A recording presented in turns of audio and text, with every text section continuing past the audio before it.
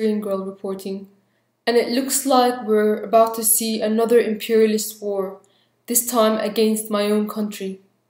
The false flag chemical weapons attack that I said would happen last year has occurred, and the powers that be expect us to believe that the Syrian government is so suicidal that it itself invited the United Nations investigators in to investigate the chemical weapons incident in Khan al-Asal, and then suddenly decided on that same very day to launch chemical strikes in an area 5 km from the UN investigators.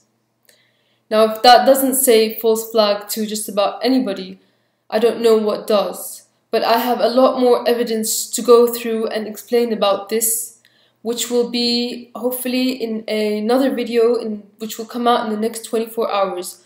So please look into that.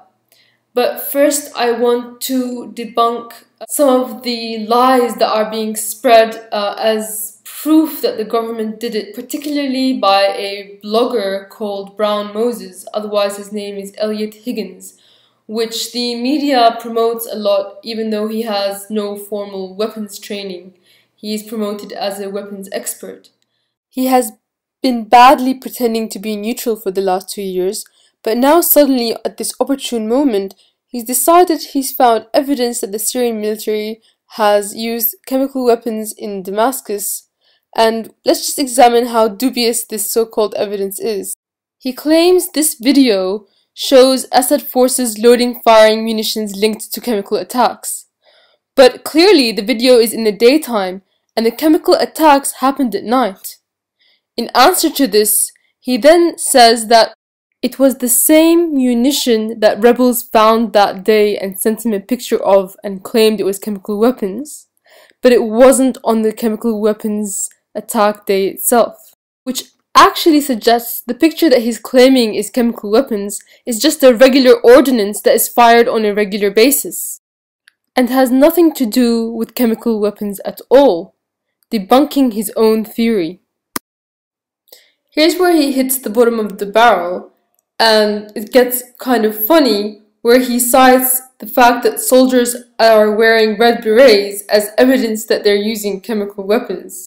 Syria has a chemical warfare division, and if they were to handle chemical munitions, they would have probably worn protective gear, not red berets, and it wouldn't be the Republican Guard handling it either, which is what he suggests these men are. He also tries to make excuses for footage that purports to show rebels firing chemical munitions. But more on that in my next video, which is going to come out very soon. But while I am here, I want to just send a message out to all of my followers and supporters who have been there and who have spread the truth from the beginning. Thank you so much. Syria thanks you, her people thank you, and the truth thanks you. There's going to be a rally on Saturday. It's going to be a global rally, hands off Syria, no war on Syria. I'm going to paste the details now. Please go to your Facebook, type out these words, find out if there's a rally in your city, and make your numbers shown. I want to tell you that I've spoken to many friends inside Syria, and none of them have told me that they're afraid. At least we have finally forced the imperialist, globalist neocons to come out of the shadows and stop hiding behind Al-Qaeda or nice words like democracy and freedom and show themselves to be the imperialists that they are. We are vindicated now, and the world is waking up.